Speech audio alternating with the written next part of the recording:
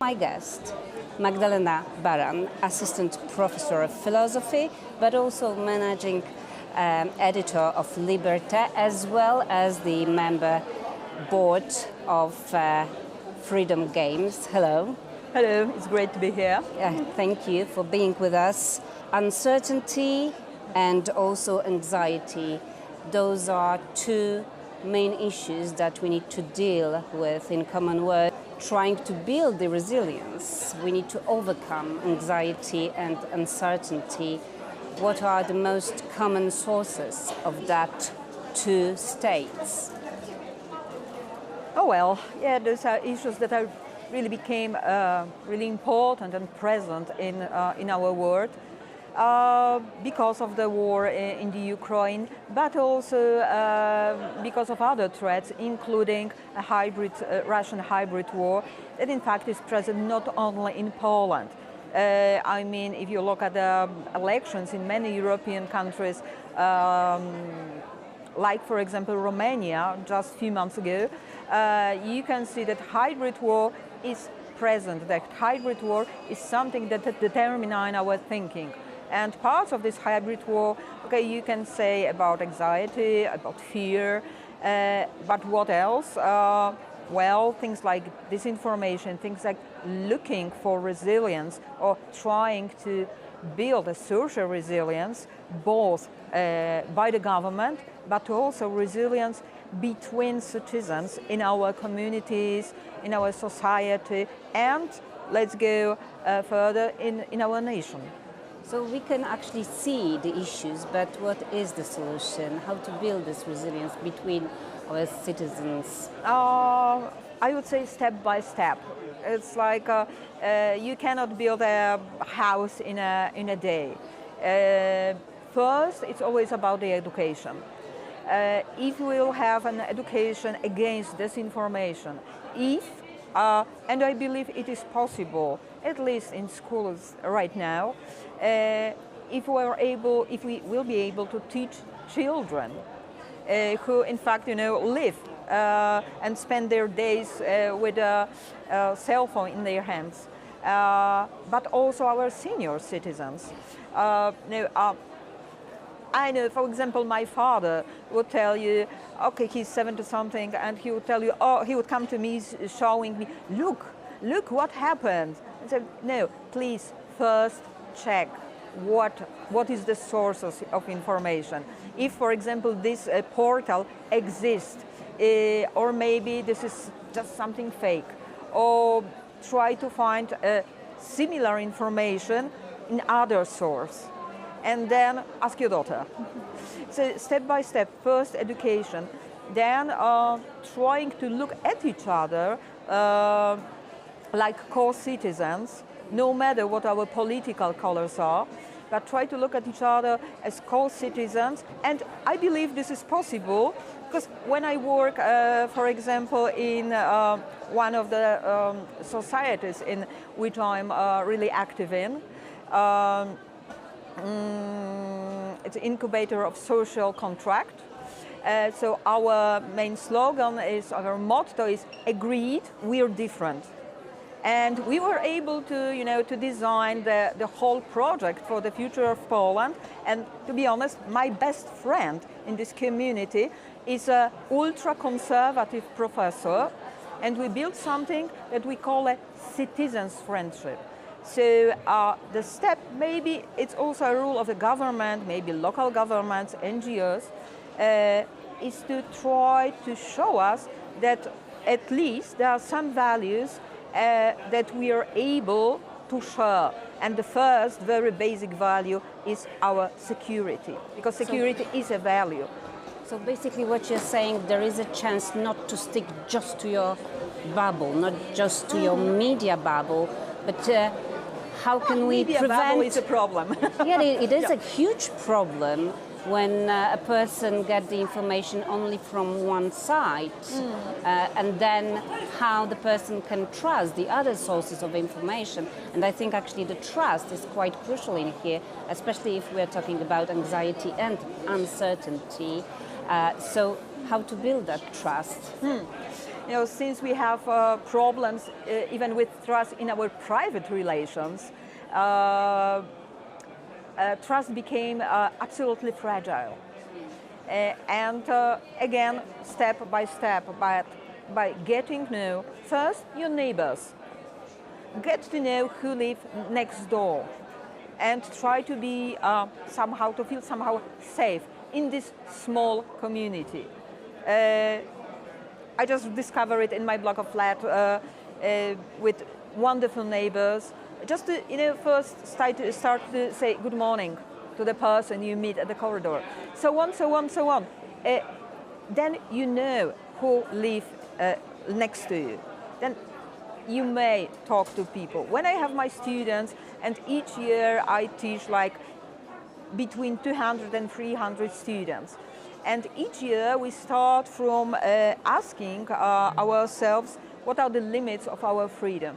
And the most common answer is, well, the limit of my freedom is my fear, my anxiety, but also a kind of a laziness, and next, the other person. And it's really, you know, frustrating that the other person became the limit of my freedom.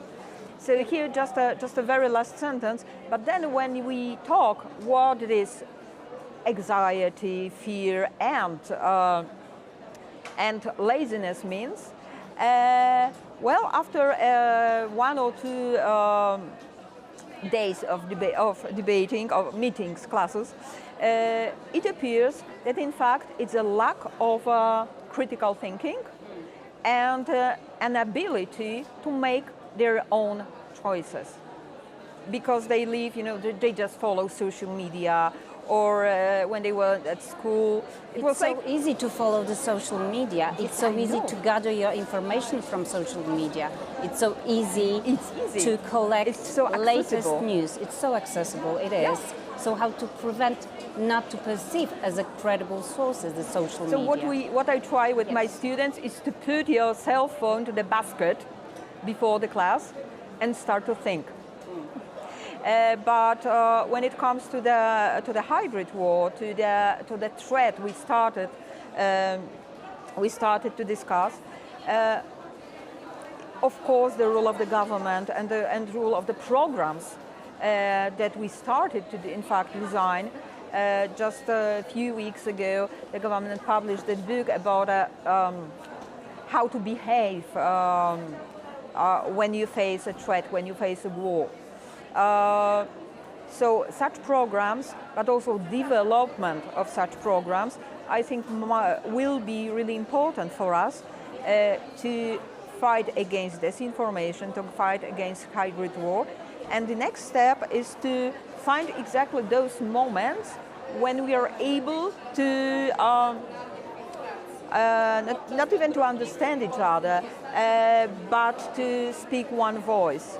And such a situation was when the Russian drones appeared on the Polish sky. All the politicians from all political parties, in fact, spoke one voice. And that the president and prime minister were able to meet and talk and estimate the threat. What happened then, it's absolutely different story. But that moment of unity is exactly the moment that can be a step in building social resilience. Because if citizens can see that yes, we can do it together, I mean, above all the political differences, it's a good sign. And since, once again, we started to build the Eastern Shield. And yes, it means the power of our army, the power of the alliances, but the third leg of the shield is exactly social resilience. So also our ability to react to any kind of a threat, to react to disinformation, to make decisions, to start to work on our critical thinking, those are steps in good direction, and and I think that's it for now. You've mentioned also at the very beginning that building resilience is also can be increased by proper education, and we see all those programs starting from 2026 in Poland. We're going to see a new educational path for children that will be media literacy. That can be probably the outcomes of that we're going to see not sooner than in a few years. Aren't we doing this a little bit too late? Well, of course we started to do it too late, but on the other hand, there's if we expect that such threats like disinformation, I think that we just opened the box with disinformation not so long ago. So I think any step we can make, any decisions we will make in good direction will be good for the future. You know, Zygmunt Bauman said once that the future will never be the kingdom of certainty. So what we can do is exactly hic et nunc, here and now, and we need to practice and we need to develop those programs. Yes, some skeptics would say it's too late. But if it's not too late for people like my father, who exactly started to check all the sources, follow some pages, and right now and I'm really proud of him because he's able to recognize the fake news, and he knows what to do. One sentence that would be the best advice for those who are writing policies and those who are actually implementing that, how to build resilience. Well, I could say I'm not a fortune teller, but how to build it first, always education. And since we know that there's a kind of a, let's say, project to develop the national program, national education program against disinformation, I think it will be a crucial step to start this program and to work with people on really local level. And this is a job for both NGOs and the government, every level of government, and of course it's a role of media. All right. Thank you very much, Magdalena, for being with us. Thank you.